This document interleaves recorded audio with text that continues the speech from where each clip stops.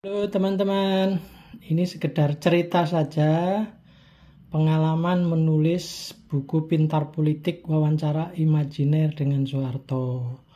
Nah, kalau yang sekarang ini wawancara imajiner dengan Anies Baswedan.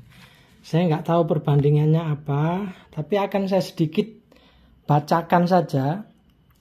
Jadi ini zaman bukunya Pak Soeharto itu, wawancara imajiner dengan Pak Harto. Ini saya ceritakan sedikit bahwa ini hanyalah sebuah buku, boleh setuju, tidak pun tidak jadi soal. Wawancara imajiner dengan Soeharto ini dilakukan pada suatu malam sunyi di saat penulis sedang dalam kontemplasi serius sambil memikirkan nasib bangsa yang sedang terpuruk ini. Pak Harto memang sosok tokoh yang hebat. Di saat telah dalam posisi lengser dari kursi kekuasaannya pun, beliau masih memiliki pengaruh yang luar biasa besar. Wawancara imajiner ini dibuat bukan karena penulis sulit bertemu beliau, tetapi wawancara ini dibuat hanya karena penulis ingin ikut urun rembuk terhadap berbagai problematika bangsa melalui wawancara imajiner dengan Soeharto ini. Jadi, wawancara imajiner dengan Pak Harto ini dulu ditulis tahun 99. Sementara hari ini sudah tahun 2023 menjelang 2024.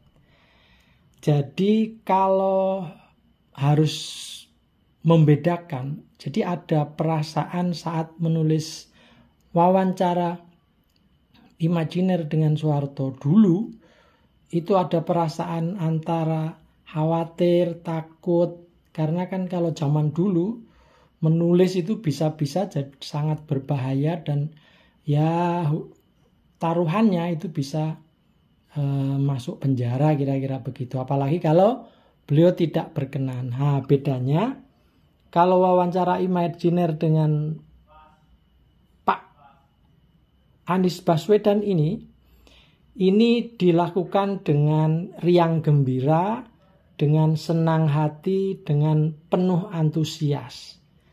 Nah, saya sedang mencoba membanding-bandingkan. Kalau zaman saya nulis wawancara imajiner dengan Soeharto itu ada perasaan takut, tapi kalau ini saya ada perasaan senang dan riang gembira.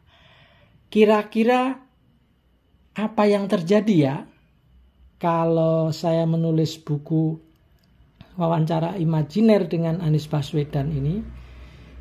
Apakah kira-kira takut juga nantinya kalau buku ini salah, atau sebaliknya saya riang gembira saja karena plong segala macam gagasan dan ide sudah bisa tertulis di buku ini.